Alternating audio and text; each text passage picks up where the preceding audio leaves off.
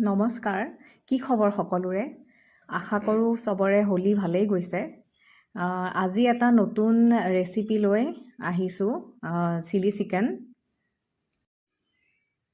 তাৰ কাৰণে আগতীয়াকৈ চিকেনখিনি মেৰিনেট কৰি থ'ব লাগিব।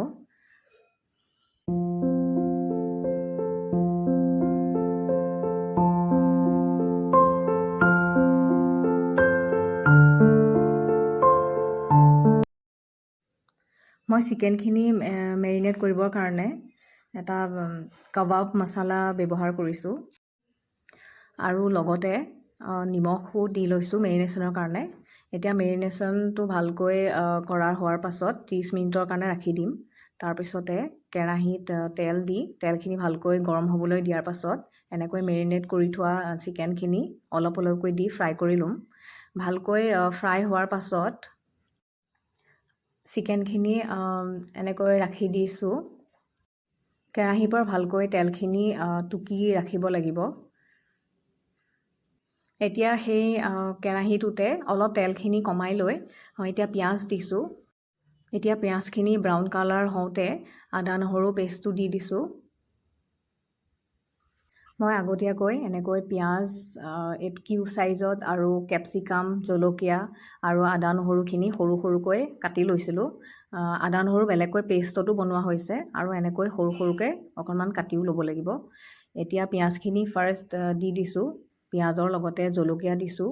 এতিয়া অকণমান জাষ্ট এবাৰ লৰাই এতিয়া তাতে কেপচিকামখিনি ফ্ৰাই হ'বৰ কাৰণে দি দিছিলোঁ, যিটো মই ভিডিঅ'টোত দেখুওৱা নহ'লে। এতিয়া মই তাৰ কাৰণে যিটো চচ ৰেডি কৰি লৈছোঁ, তাতে দিছোঁ চয়া চচ, টমেট' চচ আৰু দিছিলোঁ ভিনেগাৰ। সেইখিনি ভালকৈ মিক্স কৰি এতিয়া তাতে মই দি দিছোঁ জালুকৰ গুড়িটো। তাৰপিছতে এতিয়া কেপচিকামখিনি ফ্ৰাই কৰি থোৱা আগতে সেইখিনি দি দিছোঁ আৰু এতিয়া সৰু সৰুকৈ কুটি লোৱা আদা আৰু নহৰুখিনি দি দিছোঁ। এতিয়া এটা বাতিত মই অলপ কৰ্ণফ্ল'ৰ পানী দি মিলাই ল'ম চিলি চিকেনৰ গ্ৰেভিটোৰ কাৰণে। এতিয়া যিখিনি ফ্ৰাই কৰিছিলোঁ তাতে মই দি দিছোঁ কৰ্ণফ্ল'ৰখিনি আৰু এতিয়া অকণমান নিমখ দি মই চিকেনখিনি তাতে দি দিম। গ্ৰেভিটোতে ভালকৈ অলপ সময় লৰাই অলপ সময় গ্ৰেভিটোৰ লগত মিলি যাবৰ কাৰণে ৰাখি দিম। এতিয়া ভালকৈ এবাৰ লৰাই দিছোঁ আৰু এনেকৈ ভালকৈ লৰাই থকাৰ পাছত এতিয়া ধনিয়া দি দিছোঁ। এতিয়া নমাই দিছোঁ। এয়া আমাৰ চিলি চিকেন ৰেডি হৈ গৈছে। আপোনালোকেও ট্ৰাই কৰিব, একেবাৰে ইজি ষ্টেপ হয়। আমাৰ এনেকুৱা ৰেচিপি ভিডিঅ' হওক বা বেলেগ ভিডিঅ' হওক পাবৰ কাৰণে আপোনালোকে আমাৰ চেনেলটো ছাবস্ক্ৰাইব কৰিব, লাইক কৰিব, শ্বেয়াৰ কৰিব আৰু কমেণ্ট কৰিব। আজিলৈ আহিছোঁ।